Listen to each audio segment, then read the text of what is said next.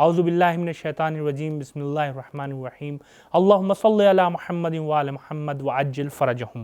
ناظرین محترم، السلام علیکم۔ تفسیر کے اس پروگرام میں ہم آپ کو خوش آمدید کہتے ہیں۔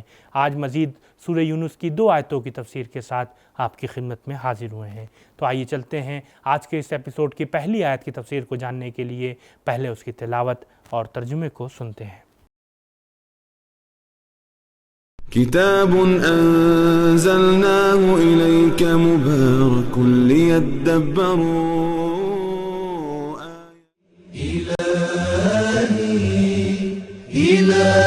بسم اللہ الرحمن الرحیم ولا يحزنك قولهم ان العزة لله جميعا هو السميع العليم۔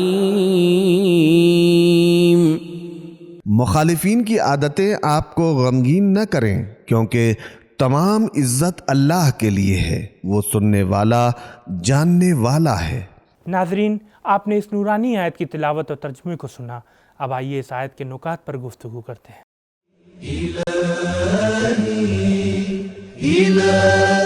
کفار رسول اکرم صلی اللہ علیہ وآلہ وسلم کو اذیتیں دیا کرتے تھے۔ وہ آپ کو کاہن، ساحر، شاعر اور مجنون کہتے تھے، اور کبھی کبھار وہ یہ کہتے تھے کہ پیغمبر اکرم کو ہم پر کوئی برتری و فضیلت حاصل نہیں ہے، یہ بھی ہماری طرح سے ایک عام انسان ہے۔ ان انتم الا بشر مثلنا، سورہ ابراہیم آیت نمبر 10۔ تم لوگ ہم جیسے انسان ہو۔ کبھی وہ کہتے کہ ایک گروہ اس کو باتیں بنا بنا کر دیتا ہے، جسے یہ وحی کے عنوان سے ہمارے سامنے پیش کرتا ہے۔ وَأَعَانَهُ عَلَيْهِ قَوْمٌ آخَرُونَ، سورہ فرقان آیت نمبر 4۔ کچھ اور لوگوں نے اس کی مدد کی ہے۔ کبھی کہتے کہ اگر ہم چاہیں تو قرآن کی طرح سے باتیں پیش کر سکتے ہیں۔ لَوْ نَشَاءُ لَقُلْنَا مِثْلَ هَذَا، سورہ انفال آیت نمبر 31۔ اگر ہم چاہیں تو ایسی باتیں خود بھی کہہ سکتے ہیں۔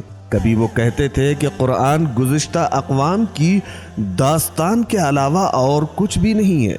قالوا اساطیر الاولین، سورہ نحل آیت نمبر 24۔ کفار حضرت صلی اللہ علیہ وآلہ وسلم کے پیروکاروں کے متعلق کہتے تھے کہ وہ ذلیل اور گھٹیا لوگ ہیں۔ وَمَا نَرَاكَ اتَّبَعَكَ إِلَّا الَّذِينَ هُمْ أَرَاذِلُنَا، سورہ ہود آیت نمبر 27۔ ہم دیکھ رہے ہیں کہ تیرے پیروکار انتہائی حقیر لوگ ہیں، جبکہ اللہ کا ارادہ یہ ہے کہ کفار کی تمام تر تحقیر کے باوجود پیغمبر صلی اللہ علیہ وآلہ وسلم اور اہل ایمان محترم اور معزز ہوں۔ عزت کا مطلب نفوذ ناپذیر ہونا ہے، چنانچہ اللہ صاحب عزت ہے اور رسول صلی اللہ علیہ وآلہ وسلم اور اہل ایمان صاحبان عزت ہیں۔ وَلِلَّهِ الْعِزَّةُ وَلِرَسُولِهِ وَلِلْمُؤْمِنِينَ، سورہ منافقون آیت نمبر 8۔ عزت اللہ، اس کے رسول اور اہل ایمان کے لیے ہے۔ اسی طرح سے کتاب دین بھی محترم ہے۔ وَإِنَّهُ لَكِتَابٌ عَزِيزٌ، سورہ فصلت آیت نمبر 14۔ بے شک وہ عزت والی کتاب ہے۔ اس آیت کے اہم نکات کو جاننے کے بعد اب آئیے دیکھتے ہیں کہ اس آیت سے ہمیں کیا پیغام ملتا ہے۔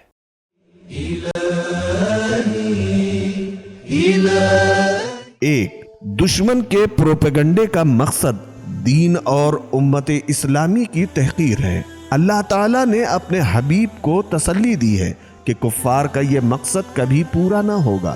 2، مومن کو کفار کے پروپیگنڈے سے متاثر ہو کر اپنے آپ کو کمزور نہیں سمجھنا چاہیے۔ 3، اللہ اپنے دوستوں کا پشت پناہ ہے اور اس نے دین اور انبیاء کی کامیابی کی ضمانت دی ہے، جیسا کہ فرمان خداوندی ہے، کتب اللہ لأغلبن انا ورسلی ان اللہ قوی عزیز، سورہ مجادلہ آیت نمبر 21۔ اللہ نے یہ بات لکھ دی ہے کہ میں غالب آؤں گا اور میرے رسول غالب آئیں گے، بے شک اللہ قوت اور عزت والا ہے۔ 4، عزت خدا کے ہاتھ میں ہے اور کسی کے کہنے سننے سے کوئی فرق نہیں پڑتا۔ آج کے اس ایپیسوڈ کی آخری آیت کی تفسیر کو جاننے کے لیے آئیے چلتے ہیں پہلے اس کی تلاوت اور ترجمے کو سنتے ہیں۔ ألا إن لله من في السماوات ومن في الأرض وما يتبع الذين يدعون من دون الله شركاء إن يتبعون إلا الظن وإن هم إلا يخرصون۔ آگاہ رہو کہ جو کوئی آسمانوں میں ہے اور جو کوئی زمین میں ہے وہ سب کے سب خدا کی ملکیت ہیں، اور جو لوگ اللہ کو چھوڑ کر اپنے شریکوں کو پکارتے ہیں وہ دراصل خود ان کی بھی پیروی نہیں کرتے، وہ صرف اپنے گمان کی پیروی کر رہے ہیں، وہ صرف اندازوں سے کام لیتے ہیں۔ ترجمے کے بعد اب آئیے اس آیت کے اہم نکات پر گفتگو کرتے ہیں۔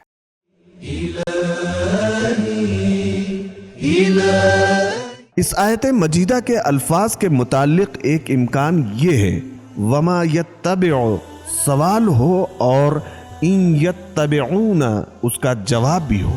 اس صورت میں ترجمہ آیت یہ بنے گا کہ جو لوگ خدا کو چھوڑ کر اپنے خیالی معبودوں کے پیچھے چل رہے ہیں یہ کسی کی پیروی کر رہے ہیں، اور اس کا جواب یہ ہوگا کہ یہ لوگ گناہوں کے علاوہ اور کسی چیز کی پیروی نہیں کرتے۔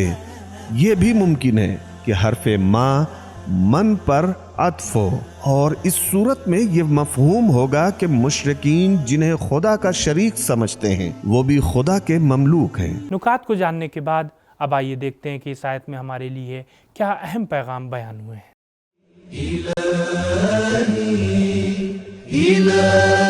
1، اللہ تعالیٰ کی علی الاطلاق مالکیت اس کی توحید اور عزت کامل کی دلیل ہے۔ 2، کائنات کا ہر ذرہ خدا کی مالکیت ہے۔ آخر تمہیں کیا ہوا ہے کہ تم مملوک کو مالک کا شریک بنا رہے ہو۔ 3، آسمانوں میں صاحبان عقل مخلوق رہتی ہے، جیسا کہ لفظ من سے یہ چیز ثابت ہوتی ہے۔ یہ لفظ اس موجود پر استعمال ہوتا ہے جو صاحب شعور و عقل ہو۔ 4، مشرکین کے ہاں کوئی منطق اور علمی دلیل موجود نہیں ہے۔ 5، مشرکین اپنے ہاتھوں سے بنائے ہوئے معبودوں کے بجائے اپنے خیالات و اوہام کی پیروی کرتے ہیں، جبکہ اللہ کا کوئی شریک نہیں ہے۔ یہ لوگ جھوٹ بولتے ہیں۔ تو دوستو یہ تھا ہمارا آج کا ایپیسوڈ۔ انشاءاللہ کل پھر ملاقات ہوگی کچھ نئی آیتوں کی تفسیر کے ساتھ۔ تب تک کے لیے خدا حافظ، فی امان اللہ۔ سبیل قرآن، قرآنی سماج کی پہچان۔